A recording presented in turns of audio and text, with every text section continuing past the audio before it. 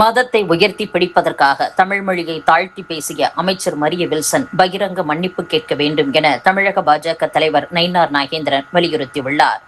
சட்டசபையில் நிதியமைச்சர் மரிய வில்சனின் மொழியாற்றல் மீதான விவாதத்தின் போது, என் மதம் எனக்கு நிறைய கற்றுக் கொடுத்திருக்கிறது என நிறுத்தியிருந்தால் அது அவரின் தனிப்பட்ட அனுபவம். ஆனால் என் மதம் எனக்கு கற்றுக் கொடுத்ததை எத்தனை தமிழ் படித்தாலும் தெரிந்து கொள்ள முடியாது என சட்டசபையில் அமைச்சர் கூறியது தமிழின் மீதான தாக்குதலாகத்தான் தெரிகிறது. அன்பு என்ற வார்த்தைக்கு பல மதங்கள் கற்பித்த பல அர்த்தங்களை அன்பிற்கும் உண்டோ அடைக்கும் தாழ் என்ற ஒற்றை வரியில் தூக்கி சாப்பிட்ட மொழிதான் நம் தாய்மொழி தமிழ். பிறப்பால் நீங்கள் எந்த மதத்தை சார்ந்தவராக வேண்டுமானாலும் இருக்கலாம். ஆனால் உணர்வால் நாம் அனைவரும் தமிழர்கள் என்பதை புரிந்து கொள்ள வேண்டும். உங்கள் மதத்தை நீங்கள் உயர்த்தி பிடிப்பதில் தவறில்லை. ஆனால் தமிழ் மொழியை நீங்கள் தாழ்த்துவதை ஒருபோதும் ஏற்றுக்கொள்ள முடியாது. எனவே உணர்ச்சி மிகுதியில் தமிழ் மொழி மீது வைத்த தவறான விமர்சனத்திற்கு அமைச்சர் மரிய வில்சன் பகிரங்க மன்னிப்பு கேட்க வேண்டும் என்று நயினார் நாகேந்திரன் கூறியுள்ளார். தமிழகத்தில் போதைப் பொருள் நடமாட்டத்தை தடுக்க 65 சிறப்பு அதிரடிப்படைகள் அமைக்க 264 கோடி ரூபாய் நிதி ஒதுக்கப்பட்டுள்ளது.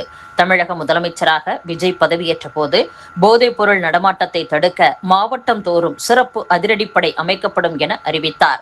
அதை செயல்படுத்த 65 சிறப்பு அதிரடிப்படைகள் அமைக்க அரசு உத்தரவிட்டுள்ளது.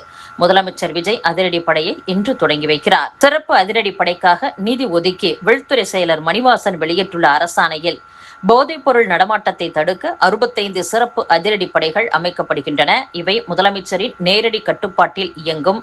மாநில அளவில் கூடுதல் டிஜிபி தலைமையின் கீழ் சிறப்பு படை செயல்படும். ஒவ்வொரு மாவட்டத்திலும் ஒரு போதைப் பொருள் சிறப்பு படை என மொத்தம் 37 படைகள். சென்னையில் 12 சிறப்பு படைகள், ஆவடி, தாம்பரம், சேலம், கோவை, திருப்பத்தூர், திருச்சி, மதுரை, திருநெல்வேலி ஆகிய இடங்களில் தலா 2 சிறப்பு படைகள் அமைக்கப்படும். இதற்காக மொத்தம் 65 இன்ஸ்பெக்டர், 260 சப் இன்ஸ்பெக்டர்கள், 1300 போலீசார் பணியிடங்கள் உருவாக்கப்பட்டுள்ளன. ஒவ்வொரு சிறப்பு படையிலும் ஒரு இன்ஸ்பெக்டர், 4 சப் இன்ஸ்பெக்டர்கள், 20 போலீசார் இடம்பெறுவர்.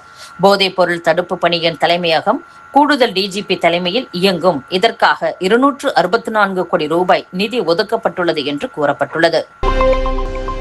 தமிழகம் முழுவதும் பெட்ரோல் பங்குகளில் டிஜிட்டல் முறையில் பணம் வசூலிப்பதை நிறுத்துவது குறித்து பரிசீலிக்கும் நிலை ஏற்படும் என்று தமிழக பெட்ரோலியம் டீலர்கள் சங்கம் தெரிவித்துள்ளது. இது குறித்து அச்சங்கத்தின் தலைவர் முரளி கூறுகையில், தமிழகத்தில் 7000 பெட்ரோல் பங்குகள் உள்ளன. இவற்றில் சராசரியாக தினமும் 40% கிரெடிட், டெபிட் கார்டுகள், கூகுள் பே உள்ளிட்ட டிஜிட்டல் முறையிலும் மீதி ரொக்க பணம் வாயிலாகவும் விற்பனை நடைபெறுகிறது. டிஜிட்டல் முறையில் பணம் வசூலிக்கும் போது வாடிக்கையாளர்களுக்கு அது எப்படி வந்தது என்ற விவரம் பெட்ரோல் பங்க் டீலர்களுக்கு தெரிய வாய்ப்பில்லை. சட்டவிரோத பண பரிமாற்றங்களில் ஈடுபடும் நபர்களை சைபர் கிரைம் அதிகாரிகள் விசாரிக்கும் போது டீலர்களையும் அழைத்து விசாரிக்கின்றனர். இதனால் அவர்கள் மன உளைச்சலுக்கு ஆளாகின்றனர். சைபர் கிரைம் அதிகாரிகளின் அறிவுறுத்தல்களை சுட்டிக்காட்டி வங்கிகள் டீலர்களின் வங்கி கணக்குகளை முடக்குவதால் வியாபாரம் முடங்குகிறது. டிஜிட்டல் பண பரிவர்த்தனைக்காக டீலர்களை அலைக்கழிப்பதும் கணக்கு முடக்கத்தையும் சந்திக்க நேரிட்டால் அனைத்து பெட்ரோல் பங்குகளிலும் டிஜிட்டல் முறை பண வசூலை தற்காலிகமாக நிறுத்துவது குறித்து பரிசீலிக்க வேண்டிய கட்டாயத்திற்கு தள்ளப்படும். எனவே டிஜிட்டல் டீலர்கள் மீது நடவடிக்கை எடுக்கும் முன் குறிப்பிட்ட பரிவர்த்தனை தொடர்பான விவரங்களை எழுத்துப்பூர்வமாக வழங்கி முறையான விசாரணை நடைமுறைகளை மேற்கொள்ள வேண்டும். எனவே டிஜிட்டல் பண பரிவர்த்தனை பிரச்சனைகள் குறித்து விசாரிக்கும் போது பின்பற்ற வேண்டிய விதிமுறைகள் மத்திய உள்துறை அமைச்சகம் வெளியிட வேண்டும் என்றும் கூறியுள்ளார். லஞ்சம் வாங்கிய புகாரில் சிக்கி கட்சியிலிருந்தும் நீக்கப்பட்டு போலீசாரால் கைது செய்யப்பட்ட தாவேக நிர்வாகியின் மனைவிக்கு அதே மாவட்ட இணைச் செயலாளர் பதவி வழங்கப்பட்டிருப்பது அக்கட்சியினரிடையே பெரும் அதிர்ச்சியையும் விமர்சனத்தையும் ஏற்படுத்தியுள்ளது. செங்கல்பட்டு மாவட்டம் மாம்பாக்கம் ஊராட்சி மன்ற தலைவராகவும் தாவேக செங்கல்பட்டு கிழக்கு மாவட்ட இணைச் செயலாளராகவும் பதவி வகித்து வந்தவர் வீராசாமி.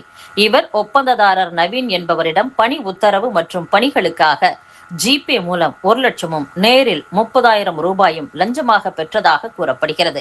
இது தொடர்பான வீடியோ காட்சிகள் இணையதளங்களில் பரவி வைரலானது.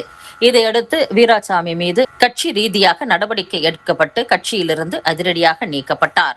தொடர்ந்து அவரை போலீசார் கைது செய்து சிறையில் அடைத்தனர். கணவர் லஞ்ச வழக்கில் சிக்கி நீக்கப்பட்ட சில நாட்களிலேயே அவர் வகித்து வந்த அதே செங்கல்பட்டு கிழக்கு மாவட்ட இணைச் செயலாளர் பதவி அவரது மனைவி ஹேமாவதிக்கு வழங்கப்பட்டு தாவேக சார்பில் அதிகாரப்பூர்வ அறிவிப்பு வெளியானது.